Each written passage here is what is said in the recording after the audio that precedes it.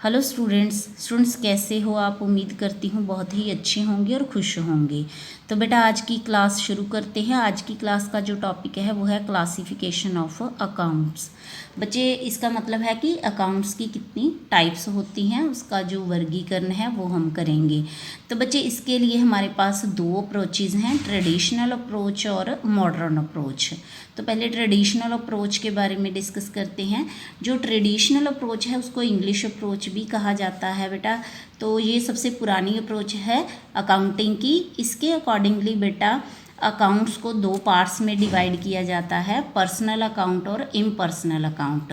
जो मनुष्यों से रिलेटेड अकाउंट होते हैं उनको हम पर्सनल अकाउंट्स कहते हैं, और जो इनसे रिलेटेड नहीं होते उनको हम इम्पर्सनल अकाउंट कहते हैं। बच्चे पर्सनल अकाउंट्स जो होते हैं वो इंडिविजुअल से रिलेटेड होते हैं, फॉर्म से रिलेटेड होते हैं, कंपनी से रिलेटेड होते हैं, कोऑपरेटिव सोसाइटीज़ से रिलेटेड होते हैं, क्लब से रिलेटेड होते हैं। तो बेटा इस तरह इन जो पर्सनल अकाउंट होते हैं उनकी एग्जांपल है, जैसे कि आपके जैसे और मेरे जैसे राम अकाउंट हो गया, या फिर अगर कोई कंपनी है तो राम एंड सन्स कंपनी। कोई बैंक है SBI बैंक, या फिर अगर हमने किसी से कोई बिज़नेस डीलिंग की है, उधार हमने कोई गुड्स परचेज़ की हैं, तो उस पर्सन के नाम से जो भी अकाउंट होगा उसको हम पर्सनल अकाउंट बोलेंगे। या फिर हमने अपने कस्टमर को उधार गुड्स सेल की हैं तो उस पर्सन का जो भी नाम होगा और उसके नाम से जो भी हम रिकॉर्डिंग करेंगे वो हमारा पर्सनल अकाउंट होगा। तो बेटा जो पर्सनल अकाउंट होते हैं वो तीन तरह के होते हैं, natural personal account, artificial personal account और representative personal account. Natural person कौन होंगे?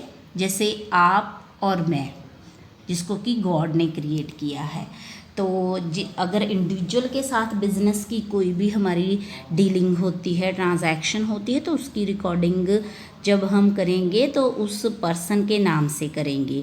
तो वो जो इंडिविजुअल पर्सन के नाम से हम अकाउंट तैयार करेंगे उसको हम बोलेंगे नेचुरल पर्सनल अकाउंट, जैसे कि राम अकाउंट, कविता अकाउंट। तो बेटा जो दूसरी टाइप ऑफ अकाउंट है वो है artificial personal account.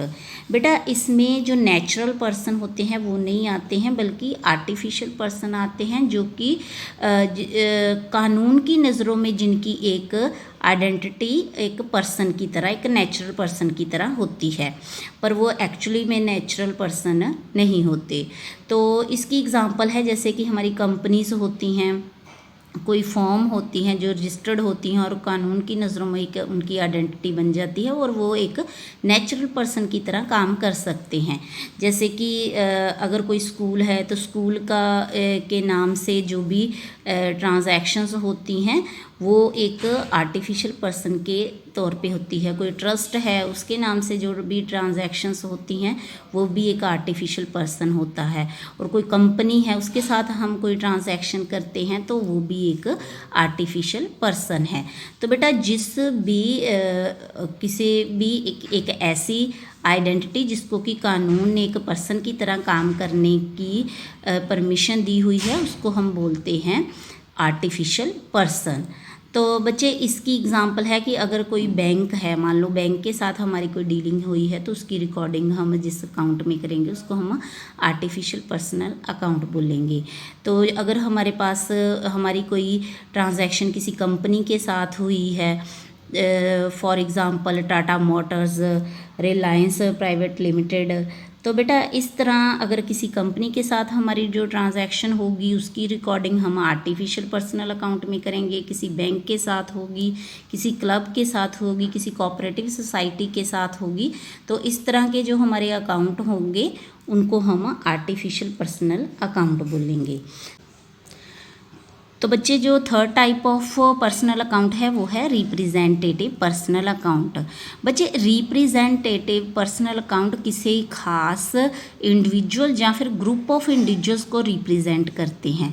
For example कि मान लो कि बिजनेस ने अभी किसी पर्सन का कोई अमाउंट पे करना है, अमाउंट ड्यू है, मान लो कि रेंट क्या ही अमाउंट अभी ड्यू है, तो अमाउंट जो ड्यू होगा उसको हम बोलेंगे आउटस्टैंडिंग रेंट, जो भी हमारा एक्सपेंसेस है, चाहे वो रेंट की फॉर्म में है, चाहे वो किसी और तरह के एक्सपेंसेस की फॉर्म में है, तो बेटा वो किसको ड्यू है, जो रेंट मान लो हमने पे करना है वो किसको ड्यू है, लैंडलॉर्ड को ड्यू है। हमने उसकी प्रॉपर्टी यूज़ की है, कोई बिल्डिंग यूज़ की है, तो बेटा जो भी अमाउंट उस पर्सन के लिए ड्यू है हम उस पर्सन को यहाँ पे रिकॉर्ड नहीं करेंगे। हम जो अमाउंट उसके लिए जहाँ जो लाइबिलिटी हमारी उसकी प्रति बनती है उसको रिकॉर्ड करते हैं बुक्स ऑफ अकाउंट्स में। तो मान लो कि हमने रेंट पे करना है लैंडलॉर्ड का, अभी पे नहीं किया है, तो वो हमारा होगा आउटस्टैंडिंग रेंट। तो बेटा आउटस्टैंडिंग जो रेंट है वो क्योंकि लैंडलॉर्ड को रिप्रेजेंट कर रहा है, हमने उसको ये अमाउंट पे करना है, तो इसीलिए यहाँ पे जो आउटस्टैंडिंग रेंट अकाउंट है वो रिप्रेजेंटेटिव पर्सनल अकाउंट है, क्योंकि यहाँ पे डायरेक्टली पर्सन इन्वॉल्व नहीं है, तो इसीलिए हम उसको नेचुरल पर्सनल अकाउंट में शो नहीं करेंगे, हम उसको रिप्रेजेंटेटिव पर्सनल अकाउंट में शो करेंगे। इसी तरह अगर हमने एडवांस में किसी लैंडलॉर्ड को कोई रेंट पे कर दिया है तो वो भी हमने उस पर्टिकुलर पर्सन को ही पे किया है, तो इसीलिए ये इस तरह का जो अकाउंट होगा प्रीपेड रेंट, जो कि एडवांस में हमने अगर कोई खर्चा पे किया है तो वो भी हमारा रिप्रेजेंटेटिव पर्सनल अकाउंट ही होगा। और इसी तरह अगर हमने कोई भी इनकम अर्न कर ली है पर अभी हमें रिसीव नहीं हुई तो उसको हम बोलते हैं अक्रूवर्ड इनकम। फॉर एग्जांपल कि इंटरेस्ट हमने अर्न तो कर लिया है पर अभी हमें रिसीव नहीं हुआ, और जिस पर्सन से हमने रिसीव करना है ये उसी को रिप्रेजेंट कर रहा है, पर हम बुक्स ऑफ अकाउंट्स में इसको उस पर्सन को के नाम से रिकॉर्डिंग नहीं करेंगे। हमारी क्योंकि ये इनकम है तो हम इसको एज ए इनकम शो करेंगे, और एक्रूवर्ड इंटरेस्ट ये हमारे रिप्रेजेंटेटिव पर्सनल अकाउंट को शो करेगा।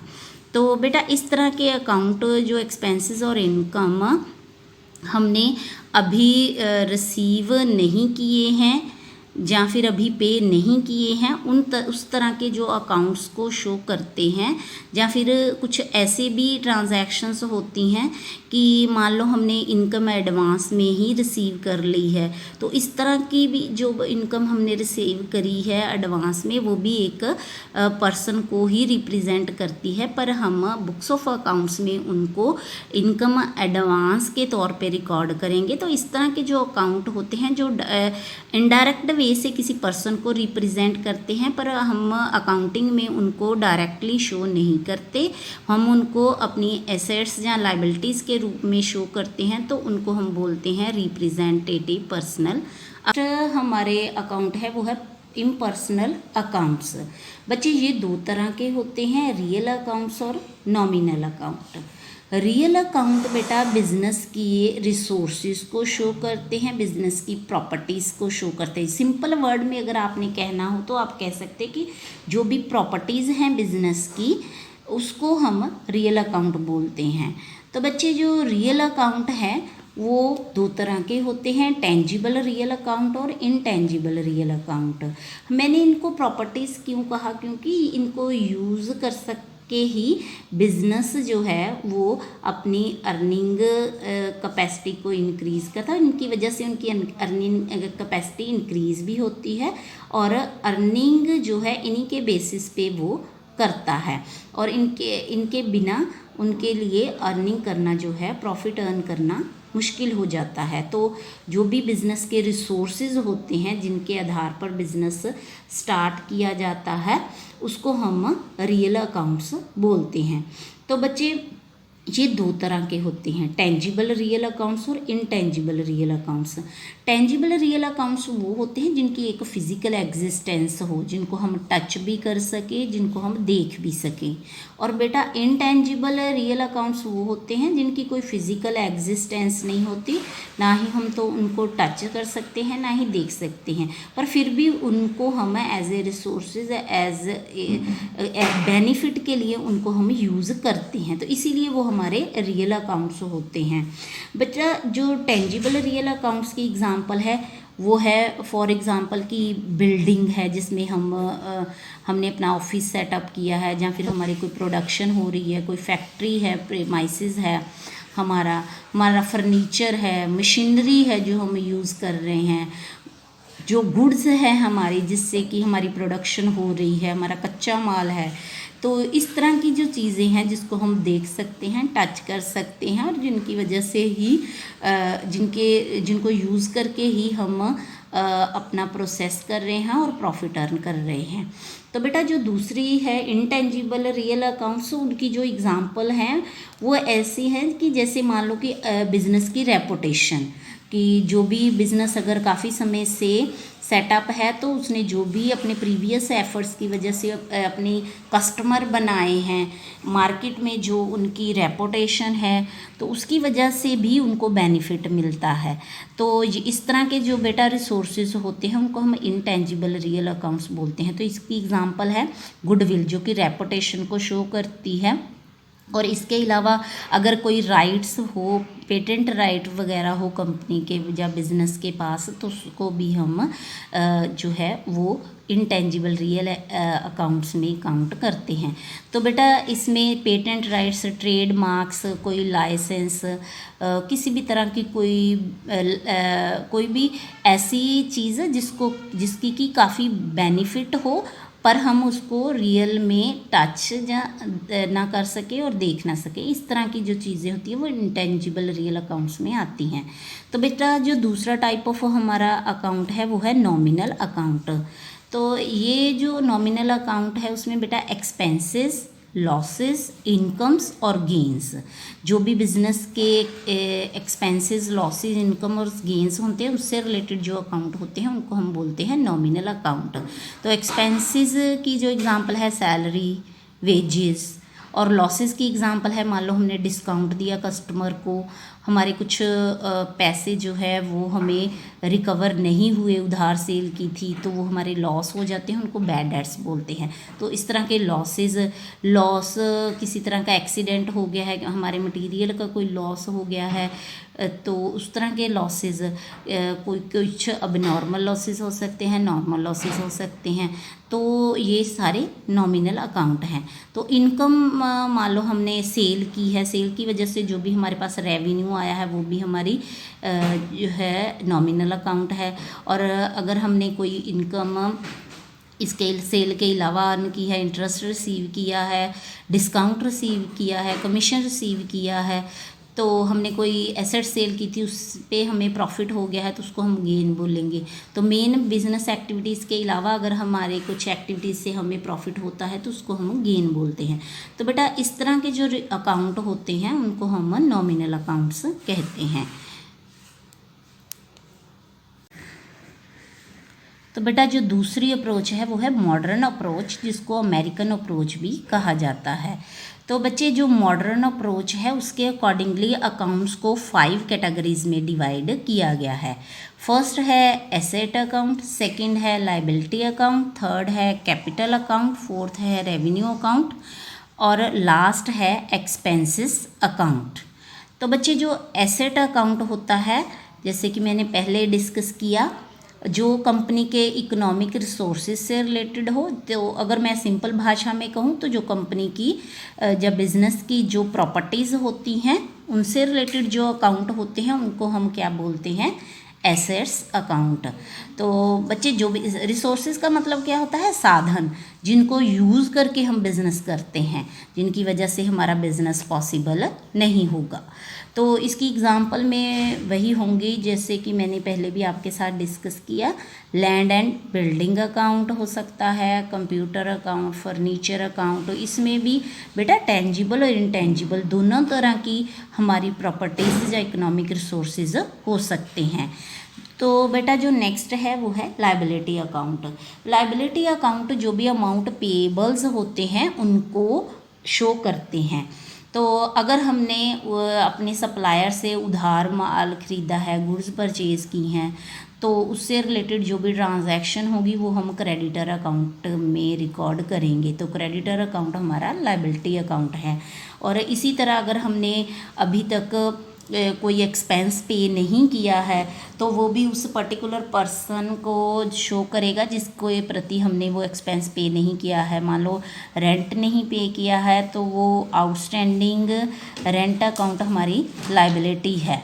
तो जो भी अमाउंट पेएबल होते हैं बिजनेस के दूसरी पार्टीज़ के लिए उसको हम लायबिलिटी अकाउंट में रिकॉर्ड करते हैं। तो बेटा जो थर्ड टाइप ऑफ अकाउंट है वो है कैपिटल अकाउंट। बच्चे बिजनेस या तो इंडिविजुअल्स द्वारा शुरू किया जाता है या फिर ग्रुप ऑफ इंडिविजुअल्स द्वारा। तो जो भी लोग बिजनेस शुरू करते हैं चाहे वो ऑनर हों के रूप में हो, अगर single sole proprietorship form of organization है तो उस केस में हम उस पर्सन को ऑनर बोलेंगे, प्रोप्राइटर बोलेंगे। और अगर पार्टनरशिप है तो उस केस में जो लोग बिजनेस शुरू करते हैं उनको हम पार्टनर्स बोलते हैं। और अगर कंपनी फॉर्म ऑफ ऑर्गेनाइजेशन है तो उस केस में जो लोग बिजनेस शुरू करते हैं उनको हम शेयर होल्डर्स बोलते हैं।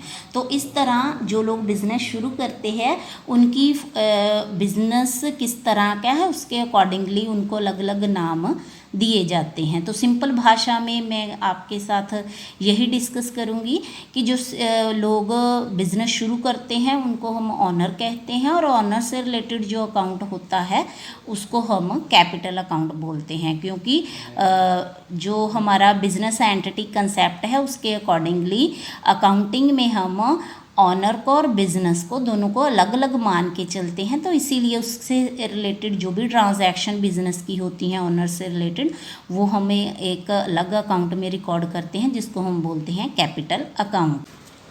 तो बेटा जो नेक्स्ट है हमारा अकाउंट वो है रेवेन्यू अकाउंट। बच्चे जो एक पर्टिकुलर अकाउंटिंग पीरियड के लिए हम जो है वो अकाउंट तैयार करते हैं। तो एक पर्टिकुलर अकाउंटिंग पीरियड से रिलेटेड जो भी हमारे रेवेन्यू और इनकम्स होती हैं उसको हम रेवेन्यू अकाउंट्स में रिकॉर्ड करते हैं। तो इसकी एग्जांपल है जैसे हमने सेल की उसकी वजह से जो अमाउंट हमारे पास आया वो सेल अकाउंट में रिकॉर्ड होगा तो ये रेवेन्यू अकाउंट है। इसी तरह कोई इनकम हमें रिसीव हुई है, इंटरेस्ट रिसीव हुआ है, डिस्काउंट हमने रिसीव किया है, हमने कमीशन रिसीव किया है, तो ये सारे अकाउंट क्या होंगे रेवेन्यू अकाउंट से रिलेटेड। तो बेटा जो दूसरे हमारे टाइप का लास्ट टाइप ऑफ अकाउंट है इस मॉडर्न क्लासिफिकेशन के अकॉर्डिंगली वो है एक्सपेंसेस अकाउंट। तो एक पर्टिकुलर अकाउंटिंग पीरियड से जो भी रिलेटेड हमारे खर्चे होते हैं उसको हम एक्सपेंसेस अकाउंट कहते हैं। तो मान लो हमने गुड्स परचेज़ की हैं तो परचेज अकाउंट हमारा एक्सपेंसेस अकाउंट होगा। हमने वेजेस पे की हैं, वेजेस अकाउंट हमारा एक्सपेंसेस अकाउंट होगा। सैलरीज पे की हैं, कोई हमारे डिस्ट्रीब्यूशन एक्सपेंसेस हैं, हमने डिस्काउंट लॉ किया है, किसी तरह का अगर लॉस है तो वो भी हमारा एक्सपेंसेस अकाउंट में ही शो होगा। एक्सपेंसेस और लॉसेस जो हैं वह इसी टाइप के अकाउंट में रिकॉर्ड होते हैं। और इनकम्स और गेन से रिलेटेड जो अकाउंट होते हैं उसको हम रेवेन्यू अकाउंट में रिकॉर्ड। तो स्टूडेंट्स आई होप कि आपको आज का वीडियो लेक्चर समझ आ गया होगा। तो फिर भी अगर कोई कन्फ्यूजन होगी तो प्लीज़ मुझे कमेंट बॉक्स में ज़रूर लिखना। Be happy, God bless you.